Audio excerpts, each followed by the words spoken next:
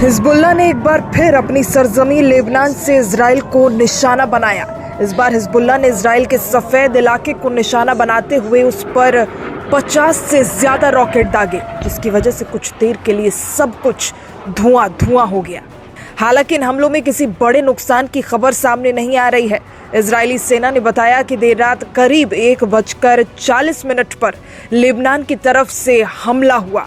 आपको बता दें, अधिकतर रॉकेट को इजराइल की हवाई सुरक्षा दावा कर रही है कि हवा में ही उसने रॉकेट को तबाह कर दिया। कुछ रॉकेट रिहायशी इलाकों में गिरे, लेकिन उनसे भी कुछ खास नुकसान की खबर सामने नहीं आई है। हिजबुल्लाह ने एक बयान जारी कर इस हमले की जिम्मेदारी ले ली है। आतंकी हमले में एक पुलिसकर्मी की मौत। इजराइल के तटीय शहर अशोद में मंगलवार को हुए एक आतंकी हमले में एक पुलिसकर्मी की मौत हो गई और 4 अन्य घायल बताए जा रहे हैं। दरअसल मंगलवार को एक आतंकी ने लोगों पर अचानक गोलीबारी शुरू कर दी। इस गोलीबारी में फर्स्ट सार्जेंट अदीर कदोश गंभीर रूप से घायल हो गए, जिन्हें अस्पताल ले जाया गया, मगर उनकी मौत हो गई।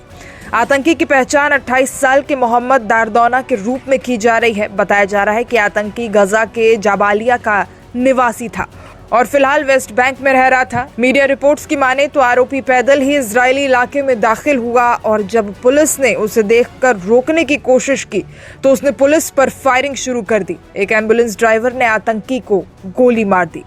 वहीं लेबनान से रॉकेट हमले की आशंका के बीच ऊपरी गैलिली के सफेद शहर और क्षेत्र के कई इजरायली समुदायों में चेतावनी सायरन बजा दिए गए। सायरन बजने के बाद आईडीएफ ने कहा कि लेबनान से आए 2 ड्रोन उत्तर में गिरे।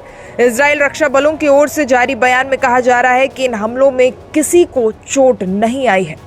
आईडीएफ ने यह भी बताया कि यारा शहर में आधी रात से कुछ पहले सायरन बजाए गए थे, क्योंकि वहां एक इंटरसेप्टर मिसाइल के छर्रे गिरने की आशंका थी।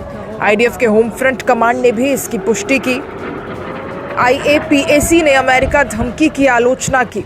इजरायल समर्थक आईएपीएसी लॉबी ने अमेरिका सरकार की इस चेतावनी की आलोचना की, जिसमें कहा गया कि गजा में मानवीय संकट को दूर करने के लिए इजरायल कदम उठाए, नहीं तो अमेरिका सुरक्षा सहायता बंद करने का जोखिम उठा सकता है। आईएपीएसी ने अपने ट्वीट में कहा कि ईरान और उसके सहयोगियों के साथ मोर्चों पर टकराव के दौरान इजरायल को अमेरिकी समर्थन बंद करने की धमकी देना हमारे सहयोगी को कमजोर करता है, अमेरिका हितों को नुकसान पहुंचाता है और हमारे लोकतांत्रिक सहयोगियों के लिए अमेरिकी समर्थन के बारे में हमारे आम दुश्मनों को एक खतरनाक संदेश भेजता है। आपको बता दें, व्हाइट हाउस ने इजरायल को चेतावनी दे दी है कि अगर 1 महीने में गजा में मानवीय मदद को बेहतर नहीं किया गया तो वो इजरायल को हथियारों की सप्लाई रोक देंगे।